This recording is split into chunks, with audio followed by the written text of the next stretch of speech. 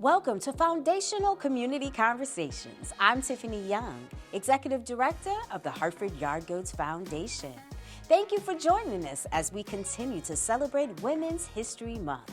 I'm excited to welcome today Miss Taniqua Huguley.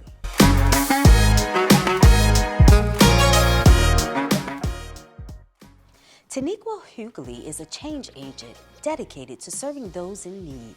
Her commitment and experience in advocacy, community building, higher education, student advising, event planning, leadership, legal research, public speaking, and policy has deemed her a trailblazer and history maker. Welcome back to Foundational Community Conversations. I'm excited. I have Miss Taniqua Huguley here. Welcome. Thank you for having me. Oh, thank you for joining us. Why don't you tell us a little bit about yourself? Okay, so I'll be brief because I know that we'll probably dive into a lot, but my name is Taniqua Huguley. As you said, I'm originally from New York City, but Hartford has been my home for a little over 10 years now. I came to Hartford back in 2011 to go to college. I went to Trinity, and here we are years later. I'm still in Hartford. I didn't expect to stay here, but all of the offerings of Hartford and the people kind of kept me here. And so when I was at Trinity, I was really involved with the community. I did mentorship at local schools. And then after graduating from Trinity with my undergrad degree, I stayed there, worked there for 2 years, giving back to my alma mater. And after that, I went to Trinidad and Tobago, where I worked with girls who were incarcerated on and this was done on a Fulbright grant. Came back to the States. Hartford wasn't on my radar at all. And then one of my friends said, Taniqua, there's an opportunity in Hartford that I think you would love. Like, it has your name on it. Check it out. I finally checked it out, and I said, you're right. I think I'm going to come back to Hartford. And so I came back to Hartford, and I was working at an organization called Open Communities Alliance, where we worked on making sure that all families in the state of Connecticut had access to communities throughout the state. So really focusing on housing policies. And then I recently just became the Director of Economic Mobility Initiatives at United Way. So over those years, throughout that time, I made sure that I was still connected to the community. So I did that through working with Small Business Night Out, being a part of my sorority, Alpha Kappa Alpha Sorority Incorporated, and also recently becoming the founder of Black Girls Achieve and my other organization, TKH Global Consulting. Let's dive into this a little bit. You talked a little bit about your studies and the impact that policies have on incarcerated girls. Tell me a little bit about that, and why is that so important? Yeah, so when I was at Trinity, I said that I wanted to be a public policy major. I thought I wanted to go to law school. I ended up being a sociology major. And as a sociology major, I did a ton of research, literally that focused on the school-to-prison pipeline, labeling of Black girls, the suspension expulsion rates of Black girls. And through that work and through my personal experience of being a Black girl in the public school system in New York City, I really started to think more about how girls are recognized in these systemic structures and systems. And so when I got my Fulbright grant, I said I wanted to go somewhere that had some unique laws, interesting laws that really shaped the lives of Black girls. And so in Trinidad, they had a law at the time. It was called Beyond Control. And it was pretty much if your child was uncontrollable, right, you can send them to the magistrate, to the court, and they would be placed in this juvenile facility. And so that was like unheard of in my world. And so I wanted to go to Trinidad and really explore how those policies such as Beyond Control shape the lives of Black girls and shape the lives of girls overall, because Trinidad is really a melting pot, and how that specific policy really shaped the trajectory of girls from ages 13 to 18, and really looking at the intersectional factors that led them to get there. Like, what were the things that allowed them to get to that case, right? And a lot of it was things deriving from the home. and then looking at how the facility or whether or not the facility rehabilitated the girls and prepared them to get back and re-enter society. You know, we always talk about the success of women, but, you know, sometimes we forget that it's through our pain, right? And sometimes our turbulence, and oftentimes it is in our childhood and even in our adulthood, but we triumph over that. And we triumph over that because of people like you who really invest, you know, in our young people so that they become amazing women. So again, I applaud you for that. But you know, that's not even the end of your story, right? Because you also do work in desegregating housing right here in Connecticut, right? And many of us don't even know that that's an issue. And here you are, a woman in these spaces. Tell me about that.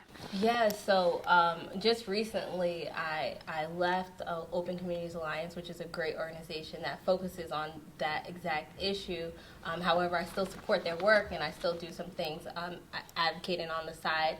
And so, as you said, a lot of folks may not realize the history of segregation and the way that housing really shapes the rest of your lives and the opportunities that kids have. And that is really at the essence of why girls are going to prison, right? What resources are they being provided? What schools are they going to? And also that my interest in the housing work came from me growing up in the largest housing projects in North America. You know, you tapped on and mentioned resources, right? Yeah. And here you are, founder of Black Girls Achieve. Yeah. Tell me a little bit about this accomplishment. When I was at Trinity, I did a mentorship program for girls and boys, but I knew that I wanted it to be just for Black girls because of my personal experience and because there aren't a lot of groups and organizations and resources out there just for Black girls. Here we are, 2020, the pandemic hits, right? And I just started to think about all the things that girls are going through, specifically Black girls. So I started to think about, you know, access to food, Black girls, you know, just having to take on so many responsibilities in the household, right? So there was distance learning, but also they probably had to take care of their siblings, probably had to feed their siblings, all those things. In addition to, unfortunately, a lot of girls just being exposed to rape and abuse, so sexual assault and abuse. And so, and then all the after-school programs and things of that sort was closed. So I was just like, okay, this is the time. And your organization really is very, very powerful. And I have to say, yes, you help these young ladies, but you even go out and support other young ladies who have their own businesses and are budding entrepreneurs and advocating for issues of their own. And you're teaching these young girls to do that as well, and creating tolerance in a community, but even more so creating unity, especially amongst our young women. And I think that's so important, and especially keeping that in mind during Women's History Month. Yeah. So also, let me ask you, you know, you are certainly a professional, right? And you've had many walks in your professional career. Right. But tell me about some of the challenges that has posed, especially being a woman. It is so funny because the last thing you said was, you know, where I make sure that I go out to support other women and girls specifically, and showing the girls the importance of supporting one another, because that's something that I have struggled with, right? Unfortunately, during my professional career, there have been some amazing women that have, you know, paved the way, taught me the ropes, but unfortunately, I've also come against the women who may not be interested in even having a conversation or collaborating. Yes. So that's one thing I think in my professional career that has been hard, in addition to being young and knowing my stuff, right, but also being willing to learn and not knowing, you know, not thinking that I know it all. And so I think that has been intimidating for some folks where, you know, I come in and I ask questions and it's not, you know, to degrade anyone, but it's really just a learning opportunity for me. And so some folks are like, one, she's Black, she's young, I'm physically small, right? So I think all those things in one has been hard. However, I will say that I've had a supportive community, folks that I know and some people that I don't know, but those are still some things that I think that I am working on. and trying to get through myself. Yeah, and this is a tough question, right? Because I agree with you so much. And how do we change that as women? One of the things, I would say the best advice, in fact, that someone that I admire, look up to, was a mentor of mine, but also my godmother.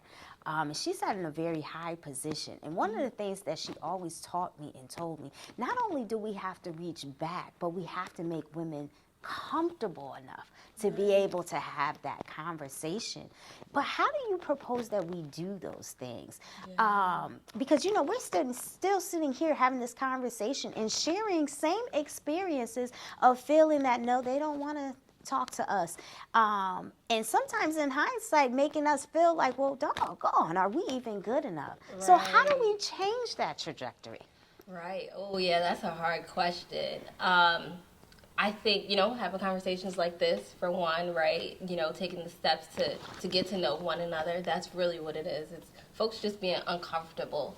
So taking the steps to get to know one another, taking the steps to go and find out what's happening in the community, stepping outside of your norm, right? So you usually go to this event on Saturdays. Well, what about the next Saturday? You're going to go to another event, or you're usually engaging in this specific group or organization.